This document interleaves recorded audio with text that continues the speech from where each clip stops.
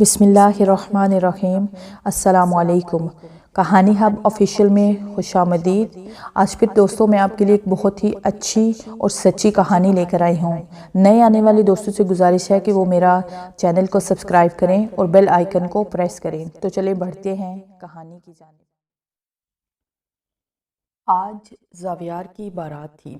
زاویار کو سالار پر بہت غصہ تھا۔ وہ اس سے ناراض نہیں ہونا چاہتا تھا، پر اس نے کہا تھا کہ اس کی شادی کی ہر تقریب میں شامل ہوگا۔ سالار اس کی شادی میں شامل نہ تھا، بلکہ وہ تو منگنی والے دن ترکی جا چکا تھا۔ منگنی والے دن ہی وہ سالار سے فون پر بات کر کے اس پر اپنا غصہ نکال چکا تھا۔ لیکن وہ یہ بھی جانتا تھا کہ سالار موڈی انسان ہے۔ جب اس کا موڈ ہوتا ہے تو سب سے اچھی سے بات کرتا ہے، اور اگر موڈ نہیں ہوتا تو کسی کو پوچھتا تک نہیں ہے۔ لیکن وہ اپنی چھوٹی بہن دریا سے بے انتہا محبت کرتا تھا، اور دریا کی سالار کے ساتھ دلی وابستگی کے بارے میں بھی اچھے سے جانتا تھا، اور اپنی بہن کی خوشی کے لیے کچھ بھی کرنے کو تیار تھا۔ اسی لیے وہ سالار کے ہر قسم کے رویے کو برداشت کر لیتا۔ بھائی آپ تیار ہیں؟ وہ سالار کے بارے میں ہی سوچ رہا تھا جب دریا آئی۔ دریا میں بالکل تیار ہوں، دیکھو کیسا لگ رہا ہے تمہارا بھائی، زاویار نے مسکراتے ہوئے کہا۔ بھائی آپ تو بہت ہینڈسم لگ رہے ہو۔ مجھے لگتا ہے پرانے زمانے میں لڑکیاں شادی والے دن بہت خوبصورت لگتی تھی، اس لیے انہیں ڈولی میں چھپا کر سسرال بھیجا جاتا تھا تاکہ انہیں کسی کی نظر نہ لگے۔ لیکن مجھے لگتا ہے کہ آج آپ کو ڈولی میں چھپا کر آپ کے سسرال روانہ کرنا پڑے گا تاکہ آپ کو کسی کی نظر نہ لگے، دریا نے مسکراتے ہوئے کہا۔ تھینک یو دریا، لیکن تمہاری بھابھی سے تو کم ہی اچھا لگوں گا۔ اس نے تو پہلی نظر میں اپنے حسن کا دیوانہ بنا دیا ہے۔ ہاں بھابھی تو بہت خوبصورت ہیں، دریا نے دل سے تعریف کی۔ آخر پسند کس کی ہے؟ زاویار نے اپنے کرتے کے کالر کھڑے کرتے ہوئے کہا۔ میرے بیسٹ بھائی کی بیسٹ چوائس ہے، دریا نے زاویار کے گلے لگتے ہوئے کہا۔ ہنا کا پمپل والا مسئلہ بیوٹیشن نے حل کر دیا۔ بیوٹیشن نے اس طرح سے میک اپ کیا کہ وہ پمپل نظر ہی نہ آئے، لیکن پھر بھی ہنا خوش نہیں تھی، کیونکہ آج اسے ان عورتوں اور اپنے آپ میں کوئی فرق نظر نہیں آ رہا تھا جو خوبصورت نہیں ہوتی لیکن میک اپ کی وجہ سے خوبصورت نظر آتی ہیں۔ اسے لوگوں کی مثالیں یاد آنے لگی جن پر وہ اکثر ہنستی تھی۔ سعد کی طبیعت خراب تھی، جس کی وجہ سے آیت نے شادی پہ جانے سے انکار کر دیا، اور ویسے بھی مہراج جانتا تھا کہ آیت گھبرا جاتی ہے، اس لیے اس نے زیادہ فورس نہیں کیا۔ وہ یہی چاہتا تھا کہ اس وقت آیت صرف سعد پر دھیان دے جس کی طبیعت خراب ہے۔ مہراج شادی میں بھی بہت پریشان رہا۔ وہ ہر وقت سالار کے بارے میں ہی سوچتا رہا۔ وہ سمجھ نہیں پا رہا تھا کہ جو کچھ وہ کر رہا ہے وہ صحیح ہے یا غلط۔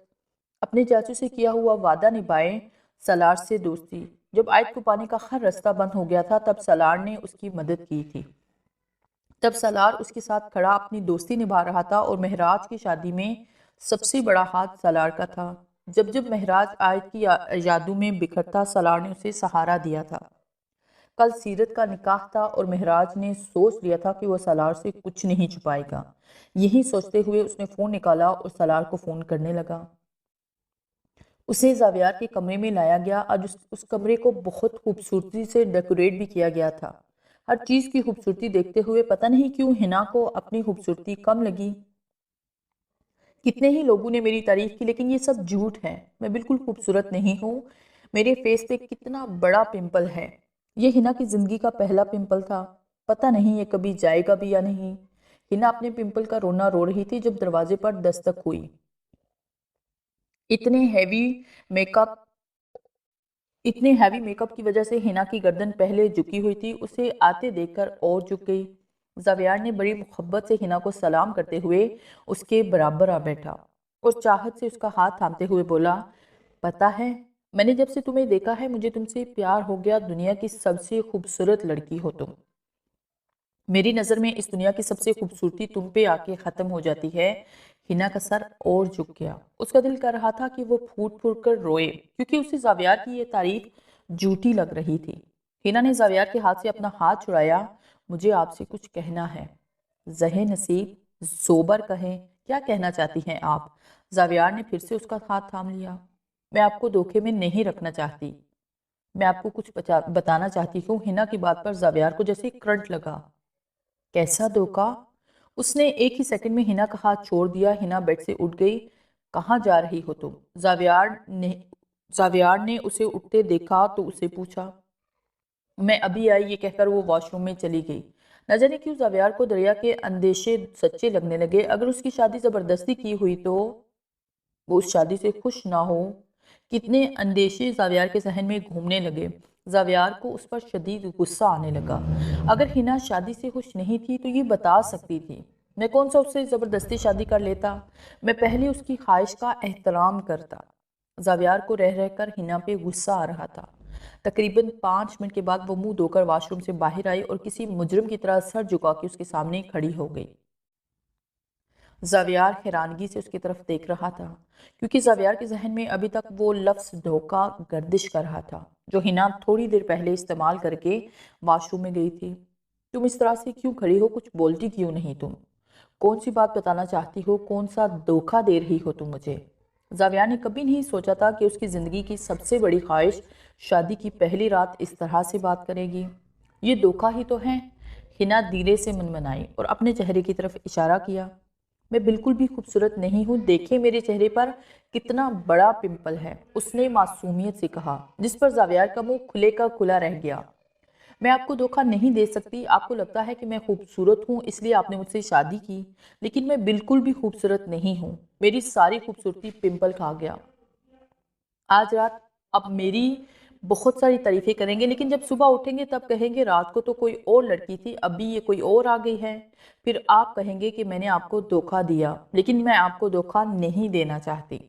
زاویار حیرانگی اور بے یقینی کی ملی جلی کیفیت میں بیڈ پر آ بیٹھا۔ زاویار نے اس کے چہرے پر دیکھا جہاں پہ ایک نقطہ نما پمپل تھا۔ تو یہ وہ دھوکہ تھا جو تم مجھے دینا چاہتی تھی۔ ہنا نے زور زور سے گردن ہاں میں ہلائی۔ اس کے لیے تم نے مجھے پچھلے 15 منٹ سے سولی پر لٹکا کر رکھا تھا۔ ہنا نے گردن جھکا لی۔ پر اب تو دھوکہ ہو گیا میرے ساتھ، اب میں کیا کروں؟ زاویار نے دلچسپی سے پوچھا۔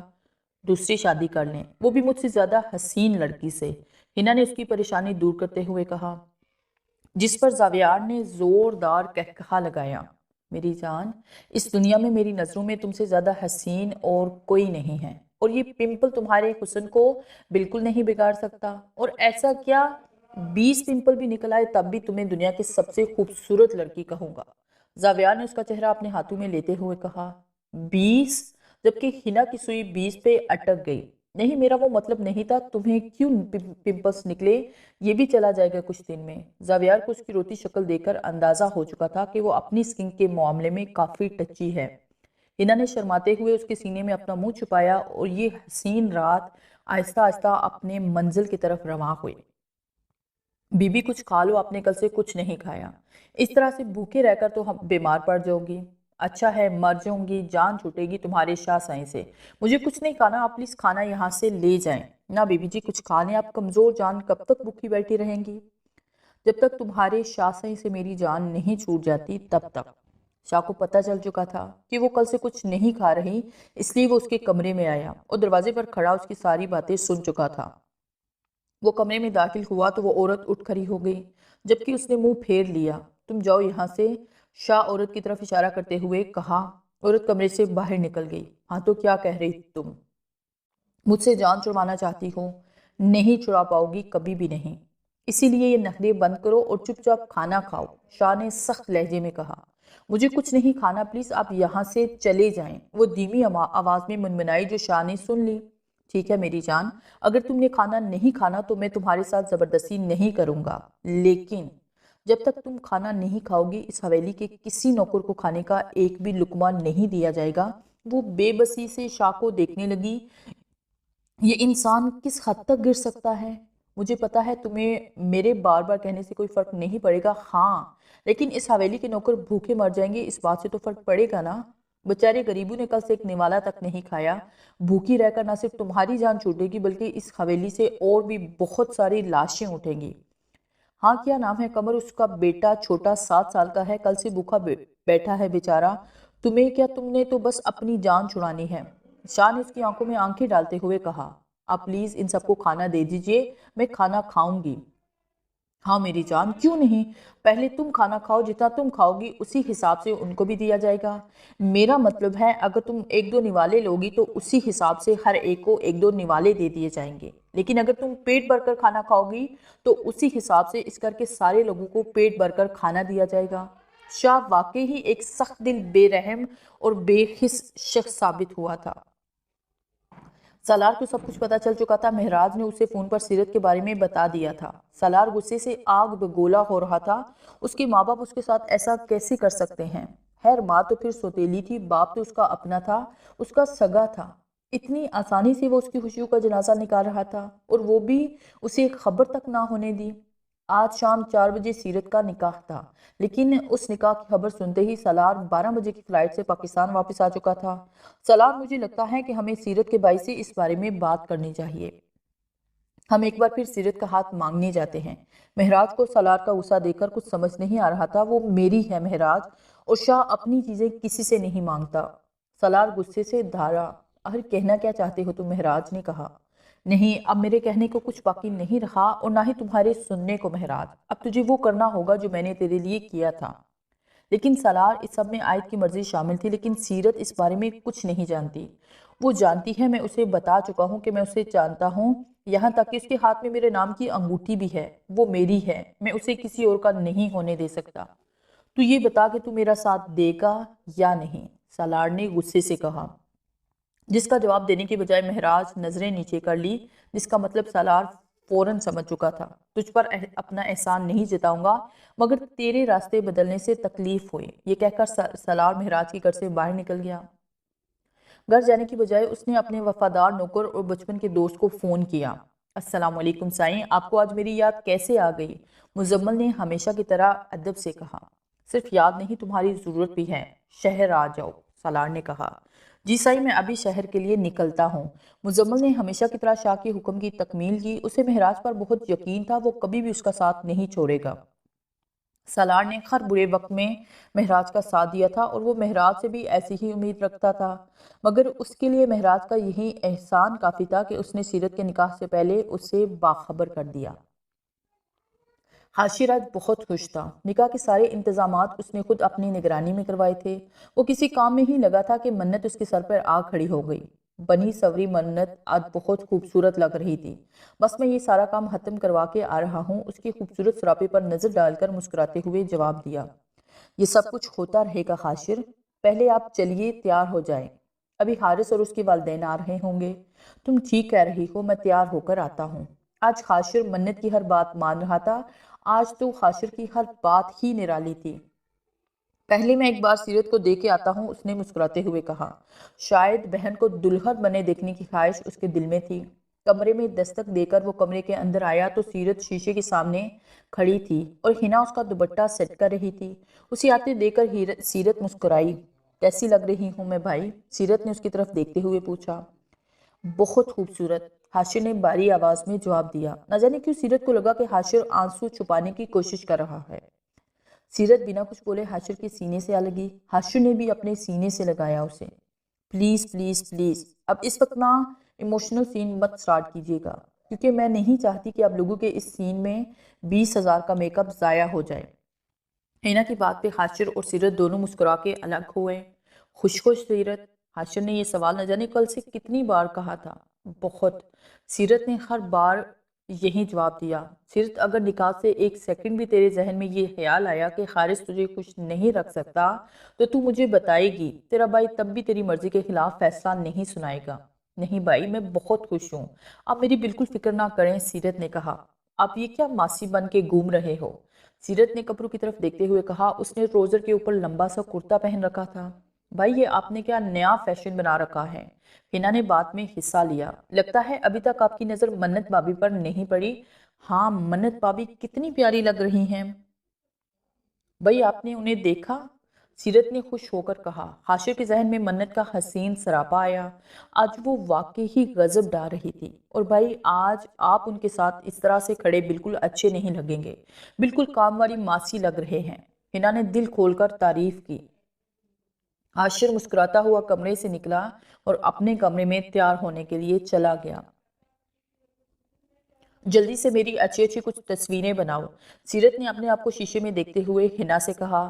ہنا سیرت کی تصویریں بنا رہی تھی جب سیرت کو اچانک خیال آیا، یار تمہارے پمپل کو دیکھ کر جیجو بھائی نے کیا کہا؟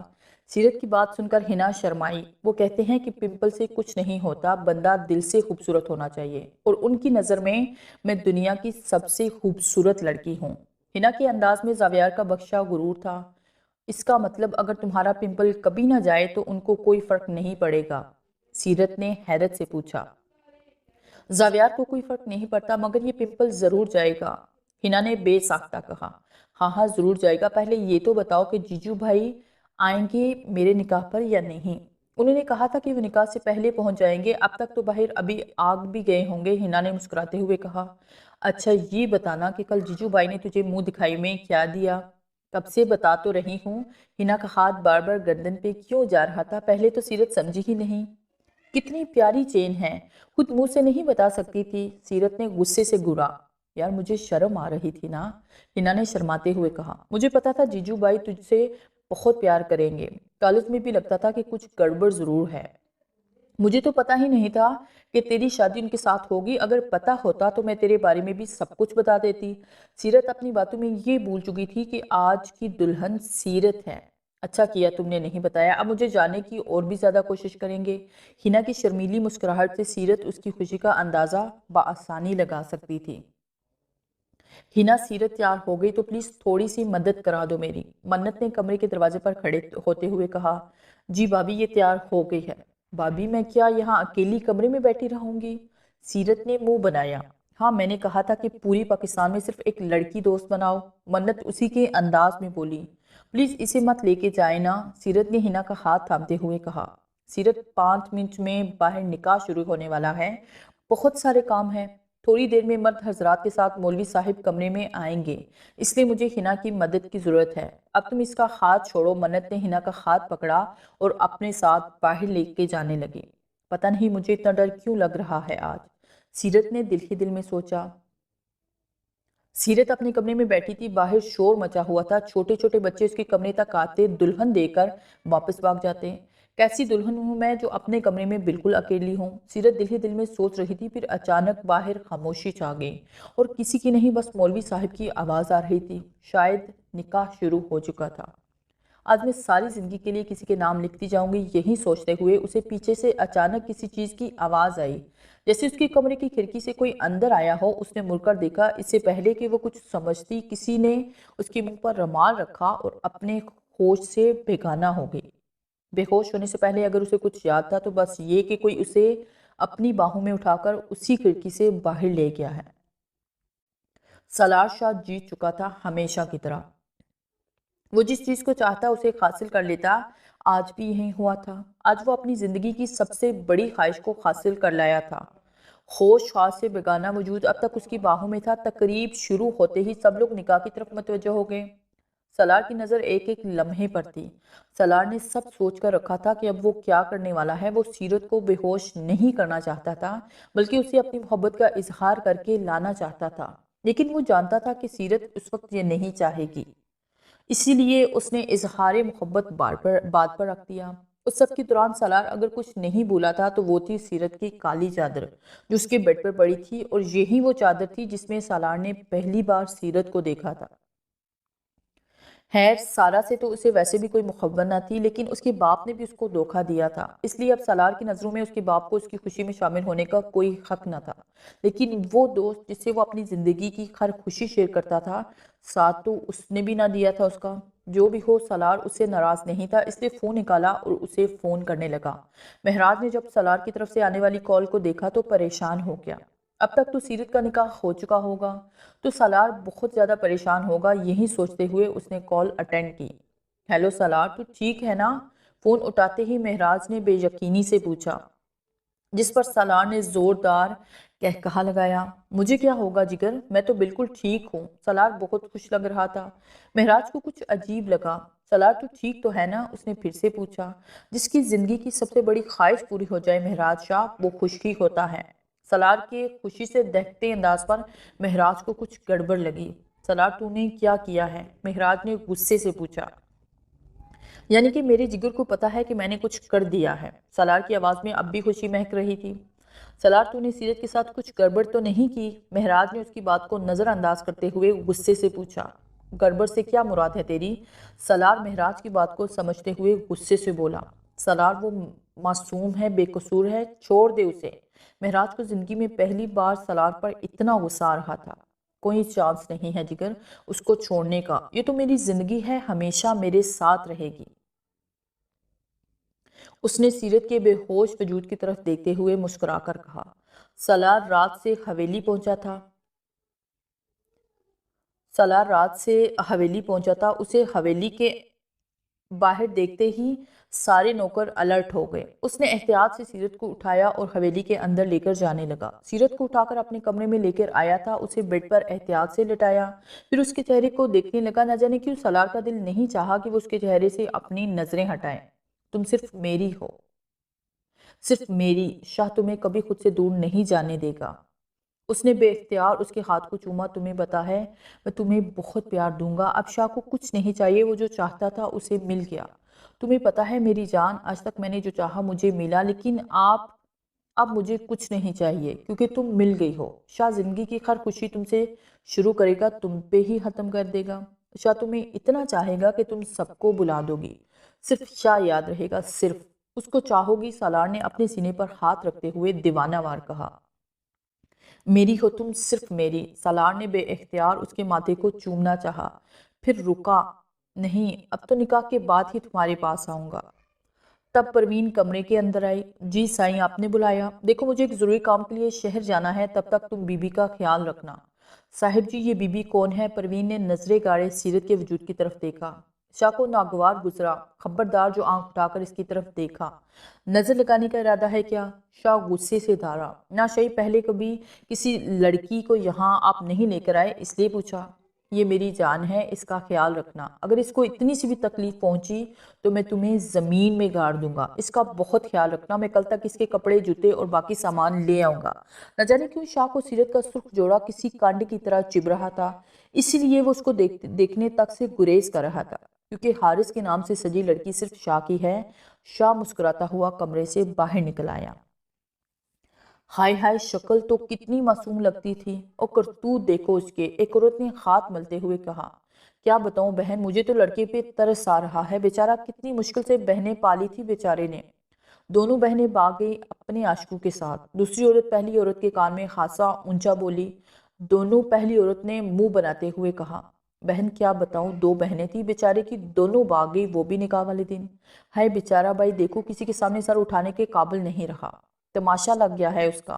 دونوں بہن نے سر میں خاک ڈال دی اس کے تو۔ یار شکل سے تو اتنی معصوم لگتی تھی جیسے کچھ جانتی ہی نہیں، بنی تو ایسی رہتی تھی جیسے دنیا جہاں کی کچھ خبر ہی نہیں، ابھی کل ہی پیدا ہوئی ہے۔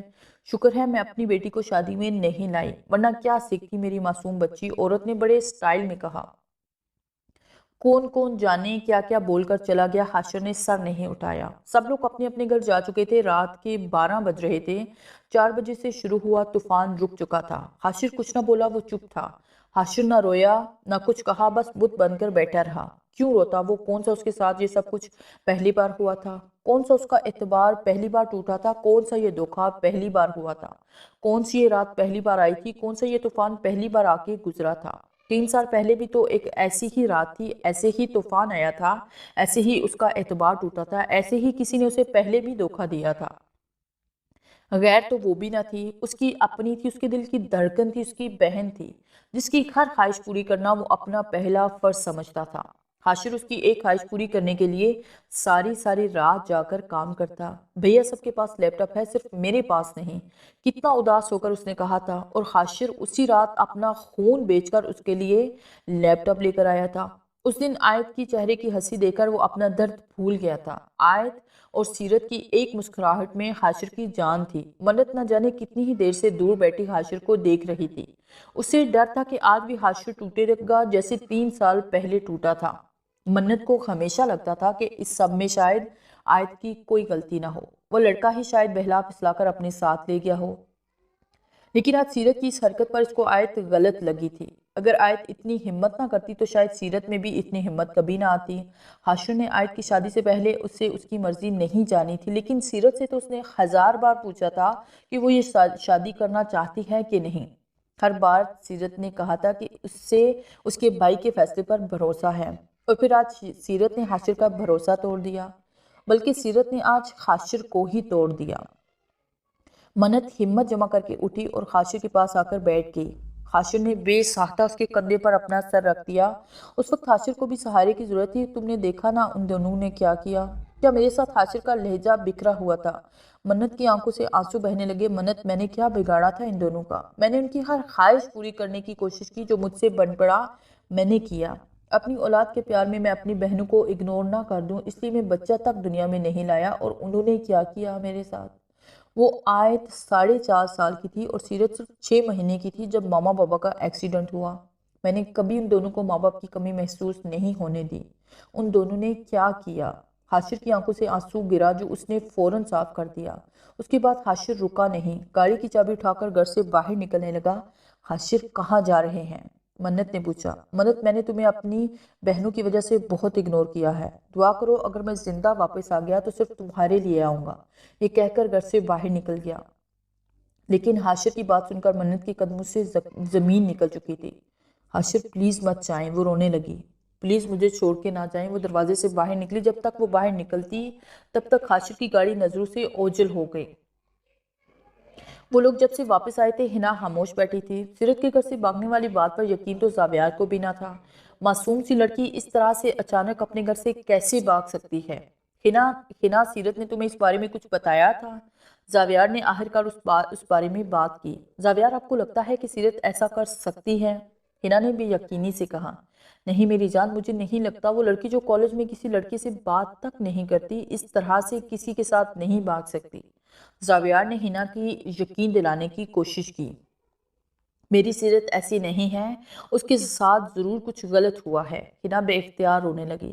حاشر بھائی نے ایک پل میں مان لیا کہ وہ گھر سے بھاگ گئی۔ حاشر بھائی کو اس پر یقین کرنا چاہیے تھا نا، اس کے لیے پولیس میں رپورٹ کروانی چاہیے تھی، لیکن وہ تو خاموش ہو گئے، نہ خود کچھ کر رہے ہیں نہ کچھ کرنے دے رہے ہیں۔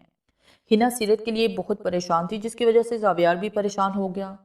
کل ان دونوں کا ولیمہ تھا اور پرسوں انہیں کینیڈا کے لیے جانا تھا۔ سمجھ نہیں آ رہا تھا کہ وہ ہنا کو اس حالت میں اپنے ساتھ کیسے لے کر جائے۔ زاویار تو پولیس میں رپورٹ بھی کروانا چاہتا تھا، لیکن حاشر نے اسے منع کر دیا۔ زاویار جانتا تھا ایسے وقت میں لوگ اپنے ہمدرد کو بھی اپنا تماشائی سمجھتے ہیں۔ گاڑی فل سپیڈ میں چل رہی تھی۔ اس وقت حاشر کو کوئی ہوش نہ تھا۔ وہ کہاں جا رہا ہے، کیوں جا رہا ہے، وہ کچھ نہیں جانتا تھا، بس بے مقصد سڑک پر گاڑی دوڑائی جا رہا تھا۔ اگر جانتا تھا تو بس اتنا کہ اس کی بہنوں نے اسے دھوکہ دیا ہے، اس کا یقین توڑا ہے۔ حاشر، وعدہ کرو اگر میں نہ رہا تو تم اپنی بہنوں کا خیال مجھ سے بھی اچھے طریقے سے رکھو گے۔ حاشر کے کانوں میں اس کے باپ کے الفاظ گونج رہے تھے۔ ایکسیڈنٹ سے 1 ہفتہ پہلے انہوں نے حاشر کو اپنے پاس بلا کے کہا تھا، حاشر اپنی بہنوں کا خیال رکھنا، تم بھائی نہیں باپ بن کر دکھانا انہیں۔ حاشر، میری بیٹیوں کو کسی چیز کے لیے ترسنے مت دینا۔ کسی بات کا ڈر تھا، شاید ان کی اولاد کی یتیم ہونے کا ڈر۔ اس دن ایک 13 سال کا بچہ تڑپ تڑپ کے اپنے باپ کے سینے سے لگ کر رویا تھا۔ اس کے بعد تو حاشر اپنے باپ کی موت پر بھی نہ رویا تھا، کیونکہ اس نے اپنی بہنوں کے آنسو صاف کرنے تھے۔ اور اس کے بعد 3 سال پہلے جب آیت گھر سے بھاگی تھی اس کے لیے رویا تھا، اور آج اس کا دل رو رہا تھا۔ چلا چلا کر پھوٹ پھوٹ کر کسی معصوم بچے کی طرح اس کا دل رویا تھا۔ گاڑی فل سپیڈ میں چل رہی تھی۔ سامنے سے ایک تیز رفتار ٹرک آ کر اس کی گاڑی کے ساتھ لگا۔ حاشر کی گاڑی بری طرح سے گھومی اور ایک پہاڑی سے نیچے گرنے لگی، اور یہ وہ وقت تھا جب اس کو نہ آیت کا خیال آیا نہ سیرت کا۔ اگر اس کو کسی کا خیال آیا تو صرف منت کا، جو اس کے نام پہ جیتی تھی۔ دعا کرو اگر میں زندہ واپس آ گیا تو صرف تمہارے لیے آؤں گا۔ کچھ دیر پہلے والے اپنے ہی الفاظ اس کے کانوں میں گونجے تھے۔ حاشر پلیز مت جائیں، پلیز مجھے چھوڑ کے نہ جائیں۔ وہ چلا رہی تھی، رو رہی تھی، اور حاشر کی آنکھیں آہستہ آہستہ بند ہونے لگی۔ ایک بہت ہی برے خواب کی زیر اثر آیت کی آنکھ کھلی۔ اس کے ساتھ سویا مہراج اچانک اٹھ گیا۔ کیا ہوا ہے آیت؟ اس کی حالت دیکھ کر وہ فوراً اٹھا۔ آیت بری طرح سے کانپ رہی تھی اور اس کا پورا جسم پسینے سے شرابور ہو چکا تھا۔ مہراج، حاشر بھائی کو کچھ ہو گیا ہے، میں نے بہت برا خواب دیکھا ہے۔ مہراج، میرے بھائی کو کچھ نہ ہو۔ آیت، کیا ہو گیا ہے؟ اس طرح سے کیوں گھبرا رہی ہو؟ یہ ایک صرف برا خواب تھا اور کچھ نہیں۔ مہراج، حاشر بھائی بہت رو رہے تھے اور مجھے چھوڑ کے جا رہے تھے۔ آیت روتے روتے بول رہی تھی۔ آیت، کچھ نہیں ہوگا، صرف ایک خواب ہے، تم لیٹ جاؤ، کچھ نہیں ہوگا۔ مہراج نے اسے اپنے ساتھ لگایا۔ مہراج، مجھے بہت ڈر لگ رہا ہے، میرے بھائی کو کچھ ہوگا تو نہیں؟ اس نے یقین سے پوچھا۔ کچھ نہیں ہوگا آیت، صرف ایک برا خواب تھا، خواب سمجھ کر بھول جاؤ اسے، سمجھانے لگا وہ اسے۔ صرف ایک برا خواب تھا، کچھ نہیں ہوگا میرے بھائی کو۔ اس نے یقین